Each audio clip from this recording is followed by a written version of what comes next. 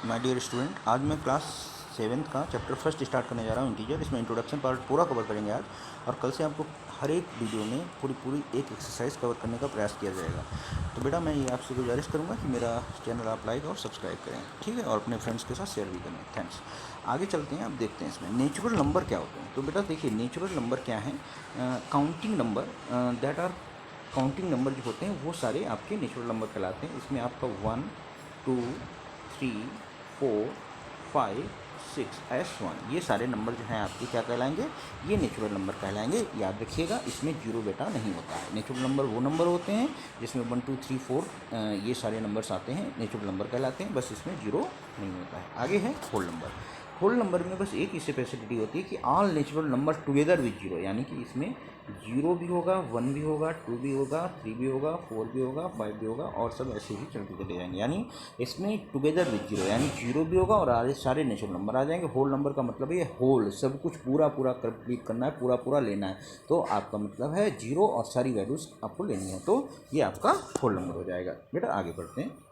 Integer क्या होता है? इंटीजर में आपका जीरो भी आएगा। इंटीजर में आपके राइट हैंड साइड चलते हैं। जैसे इंटीजर में आप ऐसे समझ लीजिए कि जैसे ये नंबर लाइन अगर है तो इसमें ये जीरो आएगा, और ये जो वैल्यू होती हैं इधर साइड में सारी बेटा प्लस आती हैं, और इस साइड में सारी माइनस आती हैं, ठीक है। ये इस तरीके से आप समझ लीजिए।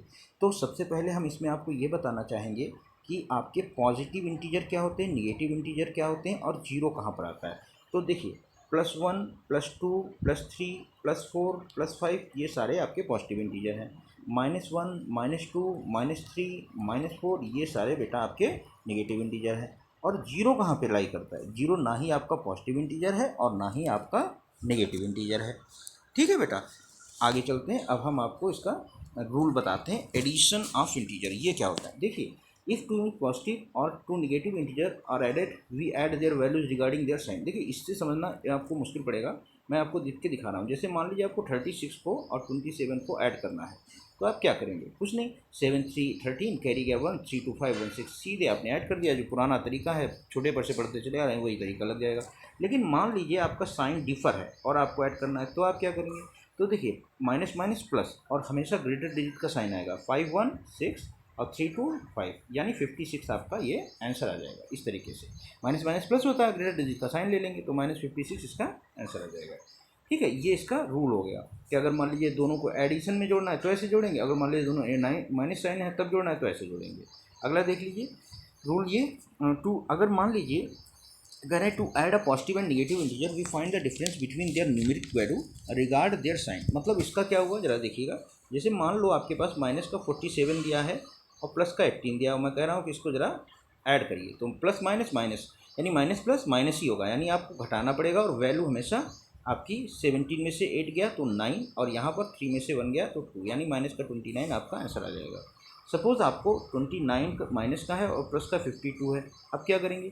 अब देखिए, बड़ी डिजिट 52 है तो 52 से 29 घटाएंगे और साइन जो आएगा वो प्लस का आएगा।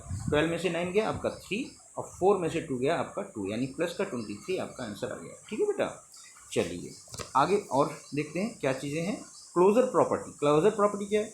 The sum of two integer is always an integer, यानी कि अगर आपका जैसे मान लीजिए दो कोई भी वैल्यूज़ हैं उनको आप ऐड करें, दो इंटीजर वैल्यूज़ हैं उनको ऐड करें, तो जैसे 5, 4 ऐड किया तो 9 आ गया।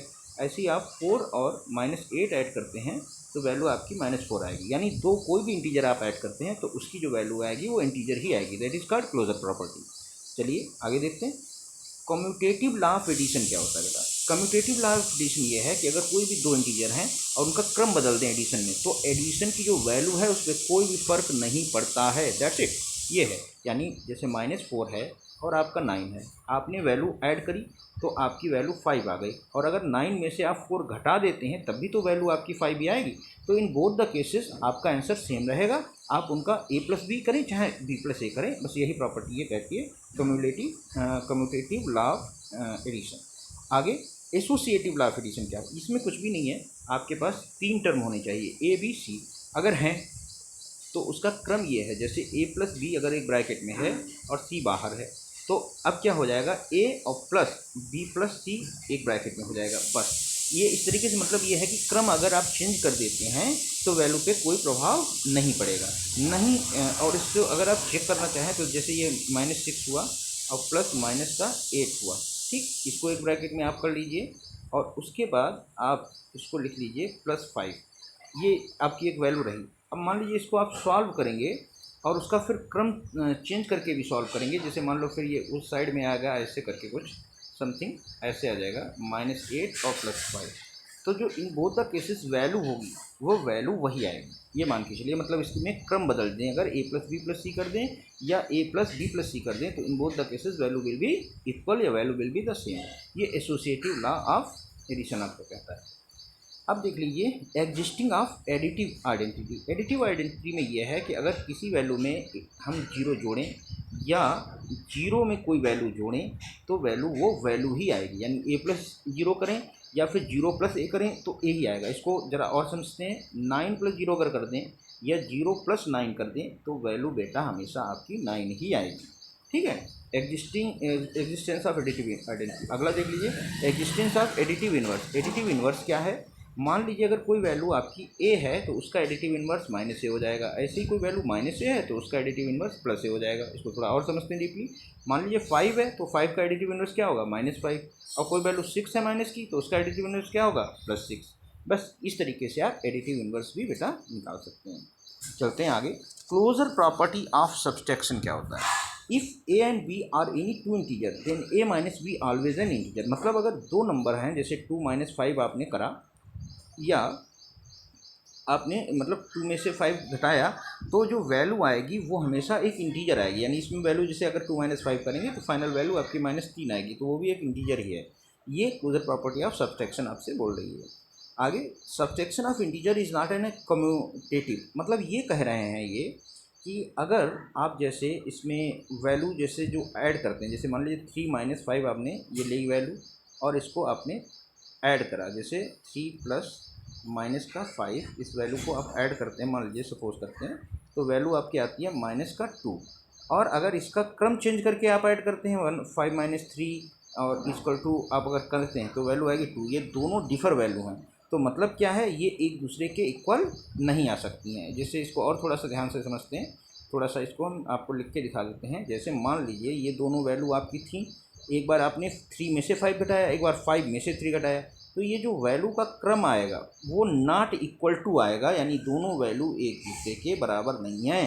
तो जो ये जो प्रॉपर्टी है सब्सट्रैक्शन ऑफ इंटीजर, वो is not a commutative property, यानी ये फॉलो नहीं कर रही है, वेरी नहीं कर रही, इस वजह से ऐसा ये कहा जा रहा है।